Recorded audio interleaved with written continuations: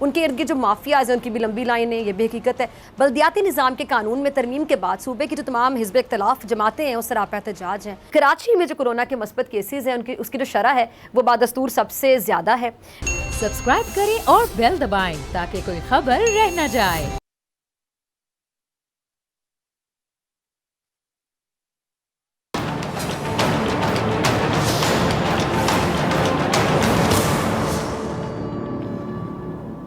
अस्सलाम वालेकुम नाज़रीन, मैं हूं डॉक्टर फ़िज़ा अकबर खान और मैं हूं पाकिस्तान और आप देख रहे हैं पाकिस्तान के सबसे बड़े न्यूज़ चैनल का नंबर 1 प्रोग्राम ऐसे नहीं चलेगा।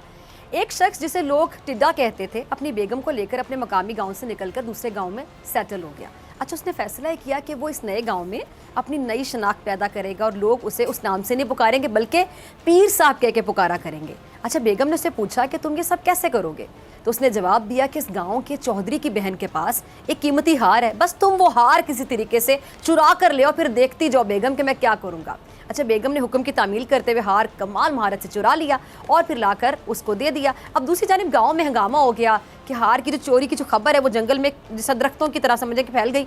अब उसने अपनी बेगम को कहा कि जाओ जाकर चौधरी की बहन को ये बताओ कि मेरा जो मियाँ है वो बहुत बड़ा बुजुर्ग है, बहुत बड़ा पीर है जो लोगों की गुमी हुई जो चीज़ें हैं वो बरामद कर देता है। अच्छा, इस बात पर चौधरी अपने घराने और गाँव वालों को साथ लेकर उसके यहाँ हाजिर हो गए। पीर साहब से कहा कि जी बताएं हमारा हार कहाँ हो सकता है, आप पीर साहब है, सुने आप हर चीज़ ढूंढ देते हैं। उसने रातों रात जो हार है ना वो बड़ी महारत के साथ चौधरी के घर की छत पर ऑलरेडी फेंक दिया था। अच्छा, उसने बताया कि आपका हार जो है किसी नौकरानी ने चुराया जिसने बाद में खौफजदा होकर हार आपकी छत पर फेंक दिया, जाएं जाकर देखें आपका हार वहाँ पे होगा, उठा लीजिए। हार मिल गया। हार मिलने के बाद इस इब्तदाई करामत पर समझ लें कि जो पूरा गाँव में पीर साहब का मुरीद ही हो गया। लेकिन चौधरी साहब जो कह लें कि अंधों में काना राजा थे, उन्हें जो पीर साहब थे ना वो खटकने लगे। चौधरी साहब ने गांव वालों को समझाया कि जो शख्स है ना ये फ्रॉड लगता है मुझे, लेकिन गांव वाले इनकार करते रहे। अच्छा, चौधरी साहब ने ना दिल ही दिल में ठान लिया कि पीर साहब को मैं साबित करके रखूँगा वो सही बंदा नहीं, फ्रॉड है। अच्छा, चौधरी साहब ने पीर साहब को एक और आजमाइश में डाल दिया ये साबित करने के लिए बंदा फ्रॉड है। लेकिन खुशकिस्मती से समझ लें कि उसकी किस्मत अच्छी थी पीर की कि वो इस आजमाइश में भी कामयाब हो गया। अब लोगों ने चौधरी को समझाया कि अब बस करो, बुज़ुर्गों पे शक नहीं किया जाता है, ये सही बुज़ुर्ग हैं, ये सही पीर साहब हैं। अब चौधरी साहब परेशान हो गए। उन्होंने अहद कर लिया कि जो भी हो इस पीर का भांडा फोड़ के ही छोड़ूंगा।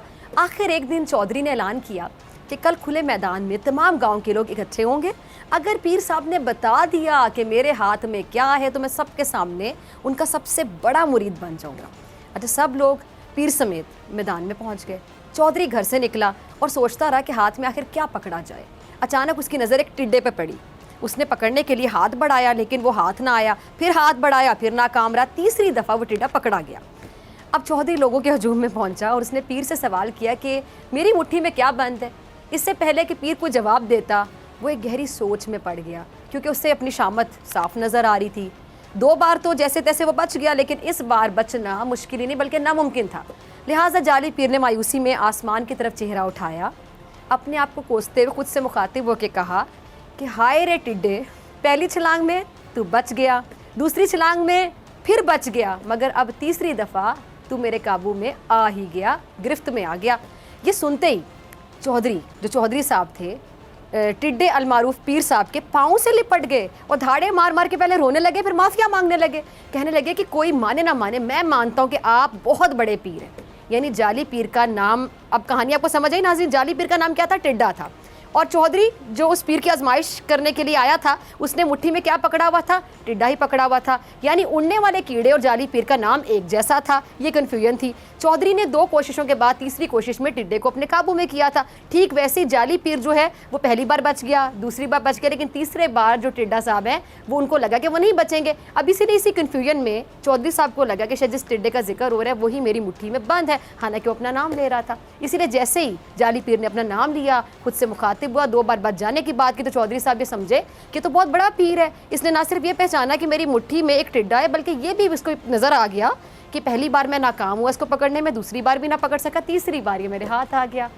और चौधरी साहब ने पीर साहब को दिल से पीर साहब मान लिया, बल्कि दिलो जान से बड़ी अकीदत के साथ वो जाली पीर के अकीदतमंद बन गए। अब इस किस्से का सबक, बाज़ दफ़ा ना अंधेरे में भी तीर चल जाता है। वो कहते हैं ना, पंजाबी में कहते हैं तुक्का लग जाता है। इंसान की जो सब खामियां हैं उसमें छुप जाती हैं। और ये एक वैसे तो मज़ाहिया कहानी है, लेकिन हकीकत के बहुत करीब है। इससे सबक सीखने वाले बहुत बड़ा सबक ले सकते हैं। हमारे निज़ाम में इस कदर खामियाँ हैं कि जो करप्ट अनासर हैं वो निज़ाम को झांसा देकर आसानी से निकल जाते हैं, और इस वजह से जो निज़ाम है उसमें कह लें कि इतनी कन्फ्यूजन है, इतने रास्ते बन गए कि चेक एंड बैलेंस रखना ऑलमोस्ट इम्पॉसिबल है, नामुमकिन हो गया। अब जो माजी के हुक्मरान हैं उन पर करप्शन के इल्ज़ामात लगे और साबित भी हुए, लेकिन हुआ क्या, वो निज़ाम को ये चकमा देकर साफ बच निकले। डीलों पर डील की गई और अब भी ऐसे कुछ हो रहा है। अच्छा, प्राइम मिनिस्टर इमरान खान साहब एहतसाब से पीछे हटने को तैयार नहीं है। शुरू दिन से अगर हम खान साहब की कोई बात सुन रहे हैं ना तो एहतसाब, मतलब सबसे बड़ी बात वो एहतसाब की करते हैं, और बार बार जो बात वो करते हैं एहतसाब की बात करते हैं, और वो इससे पीछे हटने के लिए तैयार नहीं है। गो के इस हवाले से इमरान खान साहब पे तनकीद होती है, और तनकीद नहीं बल्कि कड़ी तनकीद होती है बहुत ज़्यादा। उनके इर्द गिर्द जो माफियाज हैं उनकी भी लंबी लाइन है, ये भी हकीकत है, लेकिन खान साहब उनके खिलाफ कोई कार्रवाई नहीं करते, जबकि हुकूमत ये मौक़िफ़ अपनाती है कि वो शफाफ और सबका एहतसाब करने पर यकीन रखती है। इसलिए जहांगीर तरीन साहब के खिलाफ भी कार्रवाई अमल में लाई गई। अब दूसरी जानिब अपोजिशन सिर्फ और सिर्फ इंतकामी कार्रवाइयों के शिकवे शिकायतें गिले करती नज़र आती है, और अब अपोजिशन की दलील ये है कि हुकूमत नाकाम हो चुकी है और वो अपनी नाकामी छुपाने के लिए अपोजिशन को दबाना चाहती ताकि इसको हुकूमत करने में कोई मुश्किल ना पेश आ सके। अब नाज़रीन, पीपल्स पार्टी हो या फिर नून लीग हो, ये दोनों बड़ी जमातें हैं, अपोजिशन की बड़ी जमातें, और ये दोनों जमातें समझती हैं कि उनका कड़ा एहतसाब करने की कोशिश की गई, लेकिन ख़ास तौर पर नून लीग वाले ये ख्याल करते हैं कि हुकूमत ने इदारों के साथ मिलकर सबसे ज़्यादा निशाना नून लीग को बनाया, और ये इस जमात के साथ बहुत बड़ा जुल्म हुआ। इसीलिए नून लीग हर तरीके से इन इंतकामी कार्रवाइयों का दिफा करेगी। अब हुकूमत के नज़दीक ये दिफा जो है ये डील की सूरत में किया जा रहा है, ये दिफा नहीं सीधे सीधे डील है। अब ये बात अगर हकीकत समझी जाए, हकीकत ये कि नवाज शरीफ साहब पहले भी डील के नतीजे में मुल्क से बाहर गए, सबको पता है, और बाद में डील के नतीजे में ही वतन वापस आए। अब एक बार फिर इसी तरह का एक आप समझ लें कि सिनेरियो बनता हुआ नज़र आ रहा है। बैरिस्टर एतजाज़ एहसन साहब के बकौल नवाज शरीफ मुशर्रफ दौर में अचानक जेल से सऊदीया पहुंच गए थे और किसी को कानो कान खबर भी नहीं हुई थी, तो ऐसे इम्कान अब भी तो मौजूद हो सकते हैं ना कि शायद नवाज शरीफ साहब इस बार भी अचानक वतन वापस आ जाएं, सबके लिए बहुत बड़ा सरप्राइज़ हो। अगर PDM 23 मार्च को इस्लामाबाद की तरफ मार्च करती है और ऐसी सूरत में नवाज शरीफ वतन वापस आ जाते हैं तो यकीनी तौर पर इसका जो सियासी फ़ायदा है वो नून लीग ले लेगी, उनको थोड़ा सा फ़ायदा मिलेगा।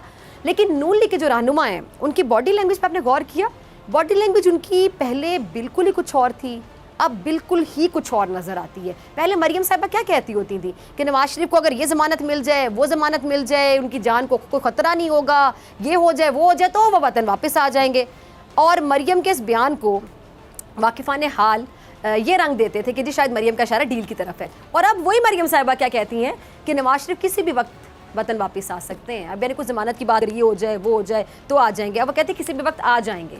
और यही मरियम जो पहले हुकूमत को अपनी मार खुद पड़ने की बात करती थी, हुकूमत को अपनी मार खुद पड़ेगी, अब वही मरियम कहती है कि हुकूमत चंद दिनों की मेहमान है। आप ये रवैया तब्दील देख रहे हैं, कितनी तब्दीली। ज़रा मरियम का क्लिप चलाइएगा। तो सुना आपने मरियम नवाज साहिबा को। मरियम नवाज कभी खामोश हो जाती हैं और कभी इतना बोलना शुरू हो जाती हैं कि सब हैरान हो जाते हैं सुनने वाले। कभी उनका ट्विटर अकाउंट चुप का रोज़ा रख लेता है और कभी अचानक से वहाँ से बाकायदा तनकीदी गोलाबारी शुरू हो जाती है। ये खामोशी और शोर के जो दरमियानी वक्फा है ना, इसको नाकिदीन मसलहत का नाम देते हैं। मसलहत डील की कोशिशों से इसका ताल्लुक जोड़ते हैं। और आजकल तो एक बार फिर हम देख रहे हैं कि मरियम साहिबा जो है ना बड़ी मुतहरिक नज़र आ रही हैं। मरियम नवाज़ का ऐसा मानना है कि अब हुकूमत को एक दिन के लिए भी अफोर्ड नहीं किया जा सकता, क्योंकि हुकूमत नालायक है, हुकूमत निकम्मी है, हुकूमत नाअहल है, हुकूमत को कुछ आता नहीं है, और इसकी नालायकी से जितनी जल्दी हो सके छुटकारा हासिल करना ज़रूरी है, करना चाहिए। मरियम को हुकूमत के हालात बदतरीन भी नज़र आते हैं, और यही वजह है कि मरियम साहिबा शायद समझती हैं कि अब हुकूमत की जो सांसें हैं वो दिनों तक महदूद हो गई हैं और कुछ ही दिनों में हुकूमत की सांसें उखड़ने वाली हैं। अच्छा, नून लीग का ख्याल है कि बहुत जल्द नवाज शरीफ साहब वतन वापस आने वाले, लेकिन वो कब वापस आएंगे इसका फ़ैसला लीग की क़यादत करेगी। अब नाज़रीन, जो हालात हैं, सिचुएशन, उससे लग तो यही रहा है कि नून लीग अपने जो सियासी पत्ते हैं ना उसको सीने से लगाए हुए है, और वो इसको फेंकने के लिए वो कहते हैं ना एक मौका और वक्त, सही मौके और सही वक्त की तलाश में है। और बाज़ सियासी तज्ज़ियाकारों का ये कहना है कि नवाज शरीफ के जो मामलात हैं वो तकरीबन तय हो चुके हैं, और अगर ऐसा है तो फिर मुमकिन है कि नवाज शरीफ साहब वाकई बहुत जल्द वतन वापस आ जाए और हुकूमत को कोई बहुत बड़ा सरप्राइज़ दे दें। और अगर ऐसा हो गया, वतन वो वापस आ गए, हुकूमत को सरप्राइज़ मिल गया, तो फिर हुकूमत का इस पर क्या रद्द अमल होगा, ये मेरे ख्याल से देखने से ताल्लुक़ रखेगा। अच्छा, बज़ाहिर तो हुकूमत का ऐसा कहना है कि जी नून लीग नवाज शरीफ को वतन वापस नहीं आने देगी, क्योंकि नवाज शरीफ खुद भी वापस नहीं आना चाहते, इसलिए नून लीग इस पर सियासत कर रही है, सिर्फ सियासत के लिए इस तरह की बातें करती है। लेकिन एक बात तो हकीकत है कि नवाज शरीफ साहब अगर अचानक से वतन वापस आ गए तो फिर हुकूमत को कहीं ना कहीं सियासी मुश्किल का सामना तो करना पड़ेगा। अच्छा, नून लीग के जो नायब सदर हैं, हुकूमती तर्जुमान की इस बात से इनकार कर रही हैं कि नून लीग के 4 लोग किसी से जाकर मिले और कि जी उन्हें नवाज शरीफ साहब के मुकाबले में मौका दिया जाए। उल्टा मरीम साहिबा ये कह रही हैं कि हुकूमत की अपनी सफ़ों में दरारें पड़ चुकी हैं और इमरान खान के अपने लोग हुकूमत की बुरी परफॉर्मेंस से तंग आकर इमरान खान की बेइज्जती कर रहे हैं। अच्छा, इसका मतलब ये हुआ कि कहीं ना कहीं कुछ तो है जिसकी पर्दादारी है। अब जहाँ मरीम नवाज शरीफ की वापसी और हुकूमत गिराने के लिए तैयार हैं, तो वहीं पर बिलावल भी मरीम के हम आवाज़ होते हुए नज़र आ रहे हैं। और लग ऐसा रहा है कि बिलावल का पीडीएम की जानिब से जो सख्त दिल है वो शायद बहुत नरम हो गया है, या यूँ कह लें कि बर्फ़ पिघलने लगी है और दूरियां नज़दीकियों में बदल रही हैं या अनकरीब बदलने वाली हैं। ज़रा बिलावल का क्लिप चलाइएगा टीम जी। तो सुना आपने बिलावल को, वो कह रहे हैं कि हम जमहूरी लोग हैं और जमहूरी ताकत के ज़रिए ही हुकूमत को गिराना चाहते हैं। अच्छा, बिलावल ने चैलेंज करते हुए कहा है कि वो अदम एतमाद की तहरीक के बगैर हुकूमत को गिरा कर दिखाएंगे। अब वो कैसे अदम एतमाद की तहरीक के बगैर हुकूमत को गिराएंगे, ये मेरे ख्याल से थोड़ा मुश्किल है, क्योंकि हुकूमत गिराना कोई आसान खेल तो नहीं, और ये खेल तो है ही नहीं। क्योंकि इससे पहले आपको याद होगा इमरान खान साहब का धरना और वकला की तहरीकें चली। अब ये दोनों जो तहरीकें बड़ी और ताकतवर होने के बावजूद माजी की हुकूमतों का क्या कुछ बिगाड़ सकी? कुछ नहीं बिगाड़ सकी। अब इसीलिए ख्याल किया जा रहा है कि बिलावल ने जो दीगर अपोजिशन की जमातें हैं उनको बाकायदा जगाने के लिए बात की है कि वो इन जमातों के सहारे के बगैर इस हुकूमत को गिरा कर दिखाएंगे। लेकिन बिलावल साथ ही लचक का मुजाहरा भी कर रहे हैं और कह रहे हैं कि अगर पीडीएम में शामिल जमातें हुकूमत गिराने के लिए गैर आइनी तरीका रद्द कर देती हैं, असम्बलियों से इस्तीफे देने की ऑप्शन से पीछे हट जाती हैं, तो फिर पीपल्स पार्टी पीडीएम के साथ चलने के लिए तैयार हो जाएगी। लेकिन सवाल ये है कि बिलावल की इस पेशकश को मौलाना साहब कबूल करेंगे या फिर नहीं करेंगे, क्योंकि नून लीग खासतौर पर पीपल्स पार्टी को शक की नज़रों से देख रही है और वो कोई डील कर बैठी है या फिर डील की कोशिशों में लगी हुई। लेकिन जो दूसरी तरफ असम्बलियों से इस्तीफे देने वाली बात है, उस पर मौलाना साहब भी कह चुके हैं कि इसके इम्कानात आधे हैं कि पीडीएम इस्तीफे दे दे, यानी इस्तीफे देने का ऑप्शन समझ लें कि नामुमकिन सी बात है। तो वैसे में मौलाना साहब को पीपल्स पार्टी की जो तजवीज़ है अब मान लेनी चाहिए, क्योंकि अब ऐसा करने में शायद कोई हर्ज भी नहीं है। अच्छा, बिलावल दीगर अपोजिशन जमातों के साथ मिलकर चलना चाहते हैं और फवाद चौधरी साहब क्या कह रहे हैं, वो अपोजिशन के साथ कुछ मामला पर मिल बैठने की ख्वाहिश का इजहार कर रहे हैं और साथ वो ये भी कह रहे हैं कि अपोजिशन सिर्फ हुकूमत गिराने का ख्वाब देखती रहती है, लेकिन प्रैक्टिकली अमली तौर पर वो हुकूमत को कोई नुकसान नहीं पहुंचा सकती। ज़रा क्लिप चलाइएगा फवाद चौधरी का। अच्छा, हुकूमत को इस बात की फिक्र नहीं है कि अपोजिशन धरना देने जा रही है, बल्कि हुकूमत ने तो अपोजिशन की जानिब से धरनों को और एहतजाज की जो तारीखें हैं उनका ऐलान बाकायदा ऐसे से मजाक समझा हुआ है। और यही वजह कि फवाद चौधरी अभी क्या कह रहे थे कि मरियम साहिबा तारीखों पे तारीखें देती नहीं, और अब मरियम नवाज़ की बातों पर तो उनके अपने बच्चे भी हंसते हैं। यानी फवाद इस तमन्ना का भी इजहार करें, ख्वाहिश करें कि अपोजिशन इलेक्शन रिफॉर्म्स, चेयरमैन नैब की तकरूरी, जुडिशरी इस्लाहात हैं, उस पर हुकूमत के साथ मिलकर बैठे। लेकिन अपोजिशन क्या समझती है कि वो हुकूमत को गिरा देगी, और ऐसा सोचते सोचते अपोजिशन ने 4 साल निकाल लिए और अब लगता है कि अपोजिशन मज़ीद 4 से 5 साल हुकूमत गिराने की कोशिशों में गुजार देगी। यानी सीधे लफ्ज़ों में अगर कहा जाए या बात का निचोड़ निकाला जाए तो वो ये निकलता है कि हुकूमत को ये लगता है कि अपोजिशन मसाइल पर बात करने से ज़्यादा हुकूमत गिराने पर जोर दे रही है। लेकिन शहबाज गिल कुछ फरमा रहे हैं, इस हवाले से ज़रा उनका क्लिप चलाइएगा। सुना आपने शहबाज गिल को, वो कहते हैं कि शरीफ डॉक्ट्राइन ये है कि हर वक्त हर किसी से हर चीज़ मांगते रहो। ये डील लेने के लिए कहाँ कहाँ नहीं जाते, डील की बातें ये खुद करते हैं। अब ये अच्छे बच्चे बनना चाहते हैं। इन लोगों का जब गालम गलोच से काम नहीं बनता तो दोबारा पाँव पड़ गए। अब इनके 4 लीडरों को कह रहे पता है कि शरीफों का कोई मुस्तकबिल नहीं है और अब डील और ढील की गुंजाइश भी नहीं है। अब इनका वक्त हुआ चाहता है। नवाज शरीफ का वीज़ा रिजेक्ट हुआ तो वो सीधा पाकिस्तान आएंगे। अच्छा, इस पर फ़ारूक हबीब भी कुछ फरमा रहे हैं, ज़रा उनका भी क्लिप चला दीजिएगा। जी, तो सुना आपने, फ़ारूक हबीब कहते हैं कि जी इन लोगों को माफ़ी मांगना चाहिए जो हम पर फॉरेन फंडिंग का इल्ज़ाम लगा रहे हैं और लगाते रहे हैं। हमने इलेक्शन कमीशन को मुकम्मल रिकॉर्ड फराहम किया है और हमारी फतह हो गई है। पीटीआई तो अपने अकाउंट सामने ले आई, पीपल्स पार्टी और नून लीग भी अपने अकाउंट्स की तफसीलात डिटेल्स बताएं। इन दोनों जमातों को हिसाब देना पड़ेगा। अब नाज़रीन, ये तो थी हमारी लोकल सियासत का अहवाल, लेकिन अब सियासत पर ज़रा नज़र डाल लेते हैं। एक दिलचस्प इंटरेस्टिंग खबर एक मस्खरे की जानिब से सामने आई, और ये मस्खरा कौन है? नरेंद्र मोदी, जो भारत का नंबर 1 जोकर है, आप सबको पता है। पड़ोसी मुल्क की मज़े की बात मैं आपको सुनाने जा रही हूँ, वो ये है कि वो नरेंद्र मोदी जो मजलूमों पर जुल्म के पहाड़ तोड़ता है और उसके जालिम होने की दास्तानें जो अमेरिका और इसराइल जैसे ममालिक पर में भी लिखने पर वो मजबूर हो जाते हैं। ये मोदी खुद को जमहूरियत का रखवाला कहता है, लेकिन हिंदुस्तान में अकलियतें इसके शर से महफूज नहीं है। और शायद यही वजह कि अब ये जालिम शख्स हिंदुस्तान के लिए शर्मिंदगी का बायस बनता चला जा रहा है। मोदी कितना काबिल है इसका अंदाज़ा कल पूरी दुनिया को हो गया, जब मोदी एक तकरीब से खिताब कर रहा था और प्रॉम्प्टर के ज़रिए अपनी तकरीर पढ़ रहा था। लेकिन इस दौरान जो टेली प्रॉम्प्टर है उसमें शायद कोई मसला आ गया और वो बंद हो गया। उसके बाद मोदी की बोलती भी बंद हो गई और फिर उसके बाद मोदी अपनी तकरीर के दरमियान बार बार अड़ने लगा अपना तारा। अच्छा, इस प्रॉम्प्टर ने भी ना मोदी को उसकी मेरे ख्याल से औकात बता दी। ज़रा क्लिप चलाइएगा मोदी का, सुना आपने। अब इस बंदे को ये तक नहीं पता कि इसके मुल्क के नौजवानों का टैलेंट क्या है। चले प्रॉम्प्टर रुक गया, लेकिन अपना दिमाग भी कोई चीज़ होता है। मोदी को इतनी भी सेंस नहीं थी कि वो खुद से बोलना शुरू कर देता। अब मोदी ने कौन सा अंग्रेजी में तकरीर करनी थी, बल्कि तकरीर तो अपनी मादरी ज़बान में करनी थी ना, लेकिन मोदी से ये भी नहीं हो सका। और अगर मोदी अपनी तकरीर पहले पढ़ लेता तो शायद इस शर्मिंदगी से बच जाता, पता होता कि आगे क्या कहना है। लेकिन उसने तकरीर भी पहले से नहीं पढ़ी थी। ये इसकी दिलचस्पी अपने मुल्क में। और मोदी को यही नहीं पता था कि उसकी पॉलिसीज़ आखिर क्या हैं।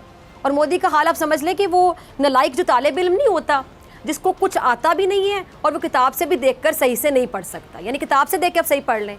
अब यही वजह कि मोदी अपनी कौम से अपनी नलायकियाँ, अपनी नाअहलियाँ छुपाने के लिए पाकिस्तान पर सियासत करता है हमेशा। लेकिन अब मोदी का जो सारा खेल है एक प्रॉम्प्टर ने बंद होकर बंद कर दिया। अब मोदी जालिम होने के साथ साथ नलायक, निकम्मा, नाअहल और जाहिल भी साबित हो गया। नहीं, जो मैंने आपको स्टार्ट में सुनाई थी उसमें जाली पीर तो अपनी असलियत बचाने में कामयाब हो गया था, लेकिन हकीकी दुनिया में मोदी लाख चाहते हुए भी अपनी असलियत छुपा नहीं सका। अब मोदी तुम्हारा जलील और रुस्वा होना लिख दिया गया है। अब तुम्हारा बुरा वक्त तुमसे आकर बस यही कहने वाला है कि बस अब तुम्हारे जुल्म का सिलसिला मजीद नहीं चलेगा, क्योंकि अब ऐसे नहीं चलेगा। मिलते हैं ब्रेक के बाद।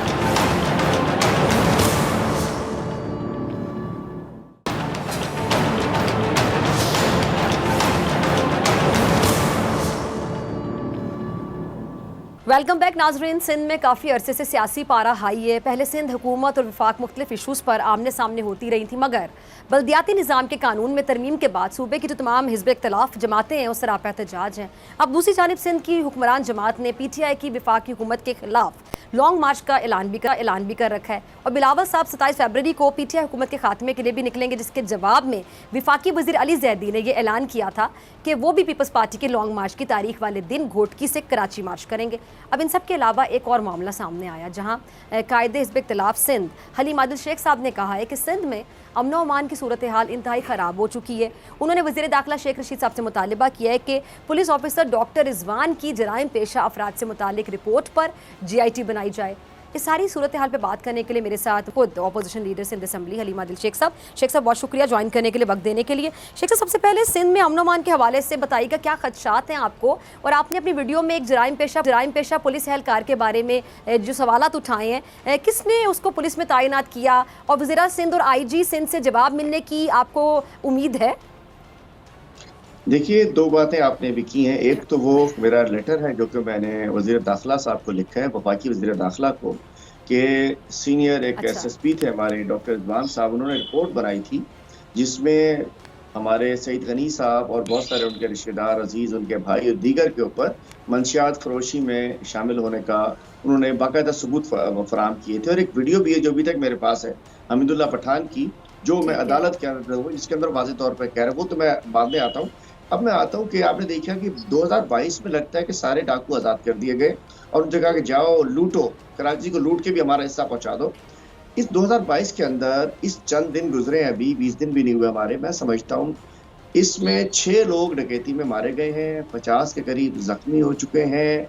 हर घंटे में 7 डकैतियां और हर एक दिन में 166 डकैतियां हो रही हैं और जराइम हो रहे हैं। तो मैं कहना चाहता हूँ कि क्या हो रही है। और ये जो पिछले दिनों शाहरुख सलीम बेचारा उन्हें हो गया था, दूल्हा जो था उसको जिसने कत्ल किया वो पुलिस वाला निकला। पुलिस वाले के 8 से 10 वो बता रहे हैं कि उस पर केसेस हैं, जराइम पेशा है, हर किस्म के जुर्म में, डकैती, वंशियात, न जाने किस किस में। उसके बावजूद वो सर्विंग था, इन्वेस्टिगेशन में था, पुलिस की डिस्ट्रिक्ट वेस्ट इन्वेस्टिगेशन में। तो मैंने सवाल किया है वज़ीर आला साहब, जो कि वज़ीर दाखिला भी हैं, IG से और एडिशनल IG से, पुलिस रोती है कि जी हम पकड़ते हैं, आप जुडिशरी छोड़ देती है, अदालत छोड़ देती है, वकील नहीं करते, गवाह नहीं आते। मैं पूछना चाहता हूँ जिस पे 8 से 10 केसेस हो, हीनियस क्राइम्स हो, इतना बड़ा किलर हो, वो नौकरी जी पे कैसे था? ना सस्पेंड हुआ, ना उसको नौकरी से निकाला गया, कुछ भी नहीं हुआ। तमाम तरह एफआईआर के बावजूद, जेल जाने के बावजूद, कौन था जो उसको दोबारा थाने में नौकरी देता था, जो बहाल कराता था? या मैं समझता हूँ जेल जाता होगा, तनख्वाह लेता रहता होगा, क्योंकि शेयर होल्डर होंगे। मैं कहना चाहता हूँ, एक सवाल मैंने छोड़ा है, वज़ीर आला साहब को जवाब दो, आईजी साहब जवाब दो कि ये कातिल दंदनाते फिर रहे हैं, हल्का सा नो करो गोली मार देते हैं, और ये 2022 में बहुत ज्यादा हो रहा है, ठीक। और इसका मुझे जवाब चाहिए। लगता है कि डाकू आजाद है। और एक और चीज डॉक्टर साहब मैं आपसे अर्ज करूं, अच्छा जी जी जी जी मुर्तजा वहाब साहब बड़ा सॉफ्ट फेस लगता है, लेकिन प्रोसिक्यूशन डिपार्टमेंट, जो डिस्ट्रिक्ट पब्लिक प्रोसिक्यूटर, पूरा लॉ डिपार्टमेंट जो है, जहां से कातिलों को, डाकुओं को, क्रिमिनल्स को आजादी मिलती है, केस कमजोर करते हैं, वो मुर्तजा वहाब के पास है 7 साल से। और ये 90% ठीक है। क्रिमिनल वो हैं जो जेल जाके वापस आते हैं। और मैं कहना चाहता हूँ, इन्वेस्टिगेशन ठीक नहीं हो रही, प्रोसिक्यूशन ठीक नहीं हो रही, लोग डाकुओं के हवाले हो चुके हैं, जिसको दिल को अभी भी 2 वाकयात हुए हैं, मुझे तो सब भेजते रहते हैं, मेरा सही। फोन तो पता नहीं क्या है, लोग बेचारे किस उम्मीद से मुझे अपने मामला भेजते रहते हैं।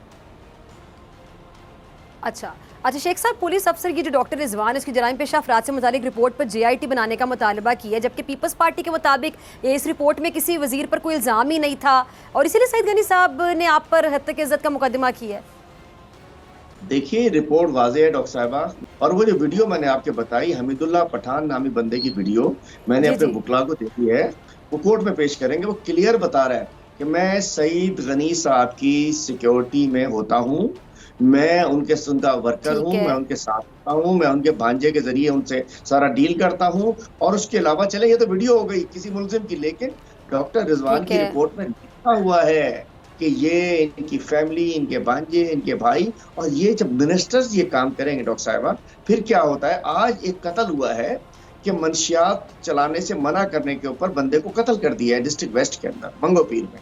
मतलब जब ये होता है तो मंशियात फरोश कितने मजबूत हो जाते हैं। दूसरी बात, जब मंशियात चल रही होती है, आज से तो 15 दिन पहले न्यू कराची में एक बच्चे को, 10 साल बच्चे को ज्यादती करके कब्रिस्तान में लाश फेंक दी थी, आपने देखा होगा। आज उसके कातिल पकड़े गए हैं, वो मंशियात पीते थे, और उसके 6, 8, 7, 10 साल के बच्चे को ले गए, और 3 लोगों ने ज्यादती की, गैंग, और उसके बाद 9 साल बच्चे की बरना लाश सही। कब्रिस्तान में। चूंकि अब मंशियात चल रही है, जब मिनिस्टर्स मंशियात फरोश जी होंगे, जब हुकूमत क्रिमिनल्स को सपोर्ट कर रही होगी, जब कातिल पुलिस की वर्दी में दंदनाते फिर रहे होंगे, तो फिर कैसा अमन, कैसा अमान, कैसी सिक्योरिटी, कैसा सब कुछ। बिलावल साहब कहते हैं हम तो वो धरना देंगे जाके। पहले सिंध को तो देख लो, सिंध को पता नहीं डाकुओं के रहम करम पे छोड़ दिया। एक तरह पहले चूहों के रहम करम पे थे हम, 20 अरब के चूहे, गंदुम चूहे खा जाते थे, अब ये डाकुओं के रहम करम पे आ गए। सिंध के अवाम ने कसूर क्या किया? अच्छा अगर जहाँ भुट्टो जिंदा है, क्या कसूर है हमारा? ठीक है। अच्छा शेख साहब, गुज़िश्ता महीने सिंध हुकूमत के हवाले से खबर ये थी कि जी कराची में 6 साल से अल्तवा के शिकार सेफ सिटी प्रोजेक्ट पर बड़ी संजीदगी से काम शुरू कर दिया गया, जिस पर जनवरी 2022 में बाकायदा काम का आगाज़ भी कर दिया जाएगा, और मंसूबे पर 23 अरब रुपए लागत आएगी। अच्छा, शहर भर में 10 से 12 हज़ार जदीद कैमरे नस्ब किए जाएंगे। तो आपके पास क्या इतलात हैं, ये मनसूबा वाकई शुरू हो गया? देखिए, प्लान अगर ऐसा कुछ शुरू हुआ भी होगा तो प्लान हो रहा होगा जो 22 अरब है या 20 अरब है, अब डिस्ट्रीब्यूशन कैसे होगी? जी जी पहले बिलावल हाउस ने कहा कि जी ये हम डिपार्टमेंट को देंगे, पहले ये बताओ कि हमारा शेयर कितना दोगे, तो बजट जारी होगा। उसके बाद फाइनेंस में अकाउंटेंट आ जाएंगे, मुंशी साहब जो वजीर आला है हमारे, जो बिलावल के मुंशी हैं, वज़रदारी के मुंशी हैं, वो कहेंगे मेरा हिस्सा। वो अभी इस वक्त इनके यहाँ जो भी कोई फंड रिलीज होते हैं, पहले उसमें वो जो कहना चाहिए हिस्सेदारी के अंदर, वो बंदरबाट के अंदर पहले तय होता है कि जी हमारा कट क्या है, पहले तय क्या है। अगर ये अव्वल तो 14 साल बाद, अब इनको क्या सूझ रही है, कैसे कर, अब क्या कर देंगे ये। लेकिन ये भी जो पैसे जारी हो रहे होंगे, इसके अंदर मैं समझता हूँ कि सिर्फ और सिर्फ कौन सी कंपनी को, तो जैसे इन्होंने थर के आरओ प्लांट्स में 7.5 अरब रुपए जारी किए थे, जिसमें 80% करप्शन की नजर हो गए थे, अब भी अगर सेफ सिटी प्रोजेक्ट के ऊपर होगा, कंपनी ढूंढी जा रही होगी, सबसे घटिया नस्ल के कैमरे ढूंढे जा रहे होंगे, वो कंपनी ढूंढी जा रही होगी, वो ठेकेदार जो कि मैक्सिमम कट दे सके। मुझे नहीं उम्मीद कि इस वक्त कुछ हो सकता है, चूंकि खास तौर पे ये जो हमारा साल है, इसमें तो न जाने 22 की इब्तदाई बड़ी खौफनाक हुई है। मतलब लगता है कि डाकुओं को छोड़ के भागते चोर की लंगोटी के तौर पे इन्होंने तय कर लिया कि जाते जाते डाकुओं से भी सही। शेयर करा लो, जो लूट मार कराए उसका भी हिस्सा पहुंचा दे। पूछना चाहता हूँ ना डॉक्टर साहब, आप भी जरा पूछिए कि ये कैसे था? 10 केसेस का बंदा न सर होते ना अक्सर के जी सस्पेंड शुदा सिपाही, बरतरफ शुदा सिपाही नहीं, सर्विंग सिपाही वो टारगेट किलिंग कर रहे हैं। अक्सर वारदातों में हम देखते हैं पुलिस वाले सिविल कपड़ों के अंदर आके, उनके पास सरकारी गन होती है, कोई रोकता है तो पुलिस का कार्ड दिखा देते हैं, रेंजर्स सही। होती है कहते हैं हम तो ड्यूटी के ऊपर जा रहे हैं। बड़ा कराची में बड़ी वल्नरेबल कंडीशन है, रेंजर्स को आना होगा, रेंजर्स को दोबारा से ऑपरेशन करना पड़ेगा। और ये जो वर्दी के अंदर बैठे हैं, जो सरकार के अंदर बैठे हैं, उन सब के खिलाफ एक्शन करना पड़ेगा। कच्चे के डाकुओं, अब जुल्म देखिए, छोटी सी बात ऐड करूं, 2 साल बच्चे को कच्चे में घोटकी में डाकू उठा के ले गए। 2 साल बच्चे को भी कभी नहीं ऐसा होता था। 2 साल बच्चे को डाकू जंगल में ले गए, पूछिए कर क्या रहे होंगे बेचारे। अब वो देखिए तो सही, माँ पे क्या बीत रही होगी और उस बच्चे पे क्या बीत रही होगी। कभी डाकू बच्चे को, खातून को नहीं अगवा करते थे। अब इन्होंने, इनकी सरपरस्ती में 2 साल बच्चा आज घोटकी का जंगल में मौजूद है और यहाँ सब चैन की बांसुरी बज रही है। बिलावल वो करने जा रहे हैं, धरना करने जा रहे हैं, मार्च निकालने जा रहे हैं, इधर डाकू मार रहे हैं। पिछले 23 लोग मर गए हैं कच्ची शराब पीने के अंदर। और भट्टी थी पीपल्स पार्टी वाले की, मक्सी साहब था, शकील मेमन साहब का राइट हैंड हाउस की भट्टी थी। 23 लोग मर गए, ना कोई बर्फानी तूफान आया, ना कुछ आया। मतलब क्या हो रहा है सिंध में? बस जुल्म है, तबाह है, बर्बाद है। अरे शेख साहब, पीपल्स पार्टी ऑपोजिशन की तमाम जमातों पर इल्जाम ये लगा रही जी, बल्दियाती निज़ाम के खिलाफ एहतजाज की आड़ में आप लोग सूबे का अमन ख़राब करना चाहते हैं और लिसानियत का लफ्ज़ इस्तेमाल किया जा रहा है कि लिसानी फसादात करवाना चाहते हैं। देखिए डॉक्टर साहबा, आप सब लोग गवाह हैं इस चीज़ के कि जिस रोज़ ये बिल सेकंड टाइम पेश किया गया और हमसे बहस नहीं कराई गई, डिस्कशन में नहीं लेकर आए, फौरन बिल लेकर आए, उसी वक्त उन्होंने इंट्रोड्यूस किया, वो भी कंसिडरेशन का यहाँ इग्नोर करके पास करा लिया। उस वक्त जब हमने कहा था हमें बात करने का मौका दे, हमें मौक़िफ़ देने का मौका, उस वक्त वज़ीर आला ने कहा था कि हमें कुछ सोचने का, सिंध को कुछ सोचने पर मजबूर ना किया जाए, सिंधियों को कुछ सोचने पर मजबूर ना किया जाए। तो और तुम अक़लियत हो, मतलब देखें, तुम अक़लियत हो, हम फैसले करेंगे। वज़ीर आला साहब, चीफ मिनिस्टर सिंध जो है, मैं समझता हूँ वो एक नासूर बन चुके हैं इस वक्त इस मुल्क की यकजहती के लिए। वो फेडरेशन के लिए सिक्योरिटी रिस्क बन चुके हैं। और ये लिसानियत, ये कौम परस्ती, देखिए कुछ भी होता है, पंजाब बारिशें कम हो पहाड़ों के ऊपर, पानी कम आए तमाम पाकिस्तान में, कहते हैं पंजाब ने पानी चोरी कर लिया। कोविड लग जाए, रेवेन्यूज कम इकट्ठे हो, कहते हैं वफाक ने पैसे पे डाका मार दिया। अस्पताल सुप्रीम कोर्ट अगर हवाले करती है वफाकी हुकूमत के, कहते हैं हमारे अस्पतालों पे कब्जा कर लिया गया। मतलब नफरत की आड़ में। और पिछले दिनों कहते हैं कि हमारे अस्पताल तो हम हेल्थ कार्ड नहीं लेंगे, हम सिंगल करिकुलम नहीं लेंगे, यकसा निसाब हम नहीं लेंगे, हम हेल्थ कार्ड नहीं देंगे। मतलब मैं कहना चाहता हूँ इन्होंने अपनी 1.5 ईंट की मस्जिद बना ली है। और मैं समझता हूँ कि और ये अपनी पुलिस अपनी बनाना चाह रहे हैं। ये कह रहे हैं हम अपने पुलिस रूल्स अपने बना के अपनी तरह काम करना चाह रहे हैं, ताकि ऐसी फर्जन जाफरी जैसे लोगों को एसपी लगा दें, डीआईजी लगा दें और वन विंडो ऑपरेशन हो जाए, लोगों के घरों से डकैती हमारे बिलावल हाउस में, सीएम हाउस में खर्चा पहुंचा दें। बड़ी सूरत अलमनाक है और कोई हम लिसानियत नहीं फैला रहे। अच्छा शेख साहब, ठीक है, जमात इस्लामी देखिए पुरअमन बैठी है, मतलब इल्जाम लगाया जा रहा है आप लोगों पे बैठे, किसी ने कोई डंडा नहीं उठाया, कुछ नहीं किया। हम कहाँ से लिसानियत फैला रहे हैं, हम कहाँ से वो कर रहे हैं? सब लोग जो बात कर रहे हैं वो इस काले कानून के खिलाफ पुरअमन एहतजाज कर रहे हैं, जो हम सबका हक है। ठीक है। अच्छा शेख साहब, पीपल्स पार्टी बिलावल ज़रदारी साहब की क़यादत में सिंध से लॉन्ग मार्च का आगाज़ करेगी और उनका ये कहना है कि जी पीटीआई हुकूमत का खात्मा हो जाएगा, तो आप लोग तैयार हैं? पीडीएम से पहले पीपल्स पार्टी आ रही है इस्लामाबाद।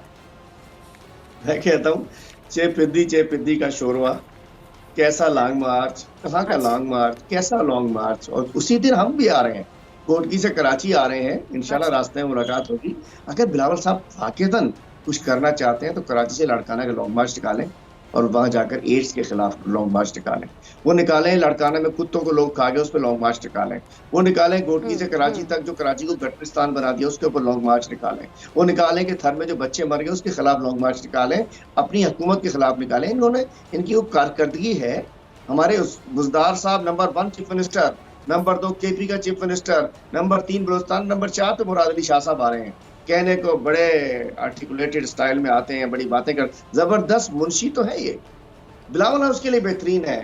लेकिन मैं कहना चाहता हूँ कि ये क्या लॉन्ग मार्च निकालेंगे? इनकी अपनी ना पार्टी में जान है, ना टांगों में जान है।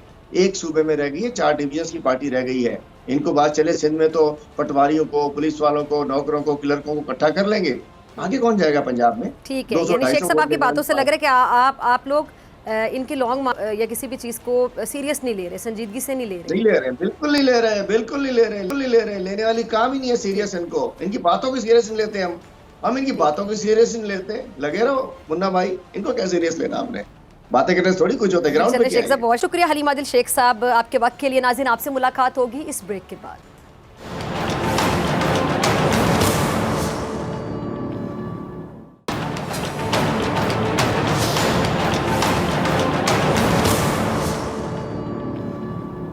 वेलकम बैक नाजरीन। मुल्क में कोरोना के बढ़ते केसेस के पेश नज़र एनसीओसी ने नई पाबंदियों का ऐलान कर दिया। 10% से ज़ायद शरह वाले शहरों में इंडोर तकरीबात पर मुकम्मल पाबंदी होगी और 10% से ज़ायद शरह वाले शहरों में तालीमी सरगर्मियाँ भी महदूद कर दी गई हैं।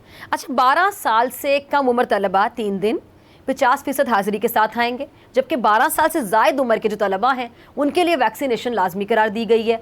पब्लिक ट्रांसपोर्ट को 70% अफराद की गुंजाइश के साथ काम जारी रखने की हिदायत की गई है और एहतियाती तदाबीर पर 31 जनवरी तक अमल दरामद जारी रखने का फैसला किया गया है।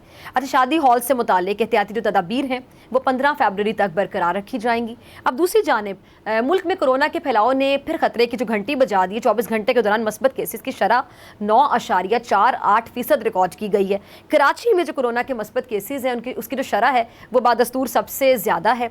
विफाकी वजारत सेहत के मुताबिक कराची में गुज़िश्ता रोज़ 7,232 टेस्ट किए गए, जिनमें से 2,902 अफराद में कोरोना वायरस की तस्दीक हुई है और शरह 40% से भी ज़ायद रही है। हुकाम का बताना है कि कराची समेत मुल्क के 7 शहरों में कोरोना केसेस की जो मस्बत शरह है वो 10% से ज़ायद हो चुकी है। अच्छा, दूसरी जानिब प्राइम मिनिस्टर इमरान खान साहब ने ऐलान ये किया है कि कोरोना वायरस की जो ये 5वीं लहर है उसका हम सामना कर रहे हैं, लेकिन कारोबारी मराकज़ बंद नहीं किए जाएंगे, जबकि SOPs पर सख्ती से अमल भी किया जाएगा। इस क्वेश्चन पर बात करने के लिए मेरे साथ सरबरा कोरोना टास्क फोर्स डॉक्टर ताउर रहमान साहब मौजूद हैं। डॉक्टर साहब, बहुत शुक्रिया ज्वाइन करने के लिए, वक्त देने के लिए। डॉक्टर साहब, एनसीओसी ने मुल्क भर में जो कोरोना केसेस बढ़ने के बाद जो नई पाबंदियां नाफिज कर दी हैं, तो आपको क्या लगता है कि ये पाबंदियां काफ़ी कोरोना का फैलाव रोकने के लिए, या मुल्क एक बार फिर लॉकडाउन की तरफ जाएगा? बिस्मिल्लाहिर्रहमानिर्रहीम। ये रोज़ाना की बुनियाद के ऊपर मॉनिटरिंग हो रही है और जैसे जैसे सिचुएशन ख़राब होती जाती है उसी के लिहाज से एक्शन लिया जाता है। तो यकीनन हम लॉकडाउन की तरफ जा रहे हैं, लेकिन कंप्लीट मुल्क का लॉकडाउन नहीं, बल्कि सेलेक्टिव लॉकडाउन जहाँ जहाँ ज़रूरत होगी, जिन इलाकों में ज़रूरत होगी, जिन शहरों के जिन मोहल्लों में ज़रूरत होगी, वहाँ पे लॉकडाउन हो रहा है। और यही पॉलिसी बहुत कामयाबी से चली है पिछले 2 साल से और इसी पॉलिसी पे बरकरार रहेंगे ताकि कम से कम जितनी ज़रूरत हो उतना हम लोगों को अफेक्ट करें और जहाँ ज़रूरत नहीं है वहाँ पे उनको ना करें। तो ये एक बहुत फ्लेक्सिबल और इफ़ेक्टिव पॉलिसी रही है अभी तक एनसीओसी की। ठीक है।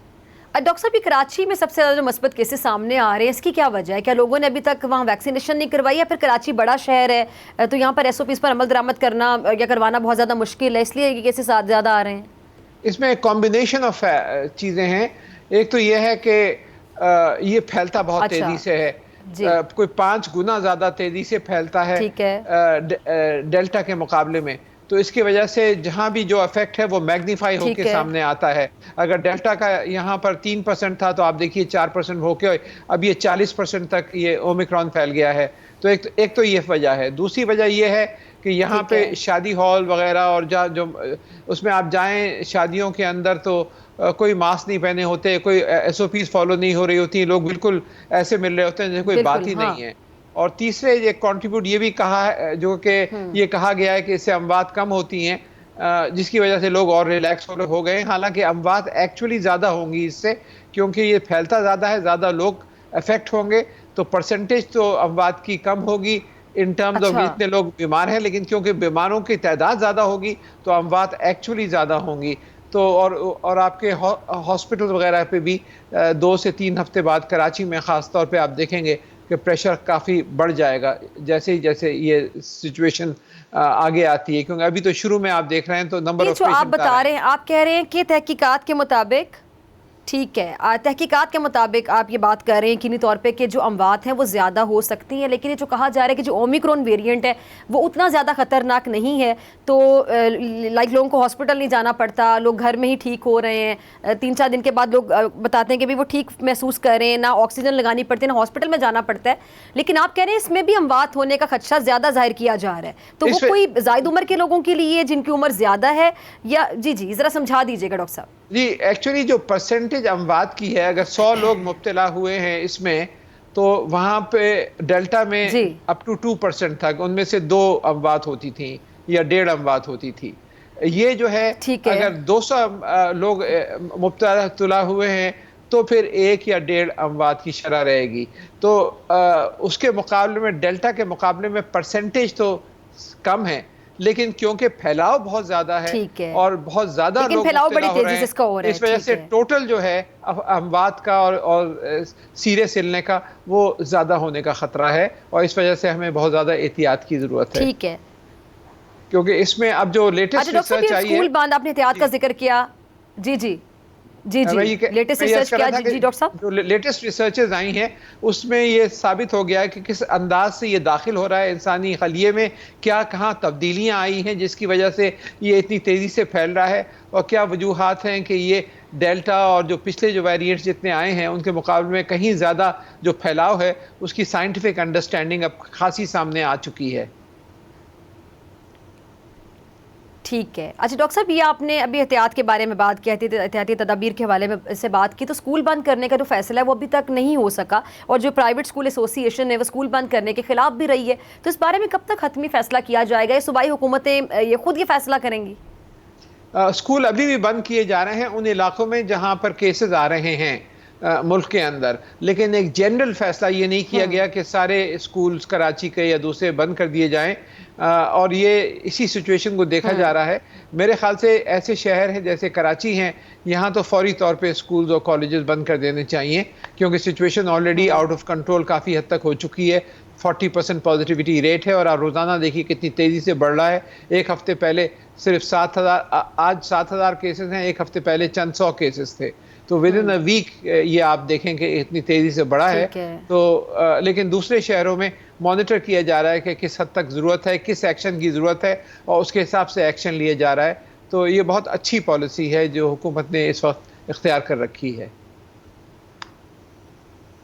ठीक है, तो डॉक्टर साहब, कुछ वालिदैन पूछना चाह रहे हैं कि 12 साल से कम उम्र के जो बच्चे हैं उनकी वैक्सीनेशन नहीं हो रही, तो क्या उनकी इम्यूनिटी ज़्यादा होती है, कुव्वत मुदाफ़ियत जो उनमें ज़्यादा होती है? ये भी ज़रा समझा दीजिएगा आम अल्फाज में। नहीं, ये वजह नहीं है, बल्कि ये है कि जितनी वैक्सीन्स बनाई गई हैं उनको जो क्लिनिकल ट्रायल्स किए गए हैं वो 12 साल से बड़ी उम्र के ऊपर जो लोग थे उनके ऊपर किए गए हैं। 12 साल से कम उम्र के ऊपर डेटा ही नहीं अवेलेबल, और इसी वजह से WHO ने इस बात की इजाज़त नहीं दी कि जब तक कि डेटा ना हो, जब तक तो इम्यूनिटी हो सकता है कुछ ज़्यादा हो, लेकिन ये वजह नहीं है इसको। इसकी वजह सिर्फ यही है कि जो जितने वैक्सीन इस वक्त हैं मार्केट में, 10-12 वैक्सीन हैं जो इस वक्त कमर्शियली अवेलेबल हैं, उन सब पे जितने क्लिनिकल ट्रायल्स किए गए हैं और एक्सपेरिमेंट्स किए गए हैं वो सब बड़ी उम्र के लोगों पर किए गए हैं, बच्चों पे किए ही नहीं गए। जब तक कि अब काम हो रहा है बच्चों के लिए और वैक्सीन जल्द आ जाएंगी, लेकिन जब तक कि वो सामने आके WHO अप्रूव नहीं कर देता, जब तक मना कर रखा है कि छोटे बच्चों को आप ना करें वैक्सीनेशन। ठीक है डॉक्टर साहब, आपका तो ये रोज़ का काम है, आप बड़ी गहरी नज़र रखते हैं इस पर, जैसे जैसे चेंजेस आते जाते हैं, जो भी म्यूटेशन आती है, वायरस का नया वेरिएंट आता है, और जो तब्दीलियाँ आती हैं क्यों आती हैं, आप मज़ीद डिटेल से लोगों को आगाह भी करते रहते हैं। तो आपकी मौजूदगी का फ़ायदा उठाते हुए मैं ये भी जानना चाहूँगी कि अगर आप तमाम नाज़रीन जो देख रहे हैं, आपको सुन रहे हैं, उनको अगर आप गाइड करना चाहें कि एहतियाती तदाबीर के अलावा लाइक वैक्सीनेशन करवा ली, उसके बाद आपने बूस्टर डोज भी लगवा ली, आप मास्क का भी इस्तेमाल कर रहे हैं, समाजी फासला भी बरकरार रख रहे हैं, इसके अलावा डाइट में कुछ चीज़ें ऐड की जा सकती हैं, या पानी ज़्यादा पीना, कुछ अगर आप कोई टिप्स देना चाहें जिससे लोग अपनी इम्यूनिटी को बढ़ा सकते हैं कि खुदा ना खासा उन पर अगर अटैक होता भी तो उस हद तक नहीं होता कि उनको हॉस्पिटल जाना पड़े या वेंटिलेटर पे जाना पड़े। जी, मेरे ख्याल से पुदीने का इस्तेमाल ज़्यादा करें। पुदीने के अंदर ऐसे कंपाउंड्स देखे गए हैं जो वाकई इस वायरस के खिलाफ आपको प्रोटेक्शन देते हैं, तो उसकी चटनी बनाकर और उसको आप शरबत भी ले सकते हैं उसका। तो पुदीने का इस्तेमाल ज़्यादा करें, फ्रूट्स का इस्तेमाल ज़्यादा करें ताकि आपकी इम्यूनिटी बढ़े, वेजिटेबल्स ज़्यादा खाएं, गोश्त और जो हैवी प्रोटीन्स को अवॉइड करें, बेसिक इम्यूनिटी और फिर साथ के साथ एक्सरसाइज वगैरह करें। आपकी जो इंट्रिंसिक इम्यूनिटी आपकी जितनी ज़्यादा होगी उतना वायरस का असर जो है आपके ऊपर अगर वो अटैक भी करता है तो कम रहेगा। और इम्यूनिटी बढ़ाने के लिए ये फ्रूट्स एंड वेजिटेबल्स का जो मैंने जिक्र किया, लेकिन साथ साथ खास तौर पे जो मेंथा, पिपेरिटा, बिल्कुल जी, विटामिन सी, विटामिन डी, सर्दी का मौसम में मछली भी खाई जा सकती है, विटामिन डी, बिल्कुल जी, विटामिन डी तो कम से कम 5000 यूनिट्स की रोजाना टैबलेट्स आप जरूर लें। 5 से 10,000 रोजाना की यूनिट्स की आप टैबलेट्स लें तो विटामिन डी से बहुत अच्छा रेजिस्टेंस आपके यहाँ पैदा हो जाएगा इंशाल्लाह। ठीक है जी, ठीक है डॉक्टर साहब, बहुत शुक्रिया आपके वक्त के लिए। नाज़रीन, इसी के साथ डॉक्टर फ़ैज़ अकबर खान को दीजिए इजाज़त। आपसे मुलाकात होगी इंशाल्लाह सेम चैनल। अगर ज़िंदगी ने वफ़ा की दुआ में याद रखिएगा, अपना बहुत ख्याल रखिएगा। अल्लाह ने के बाद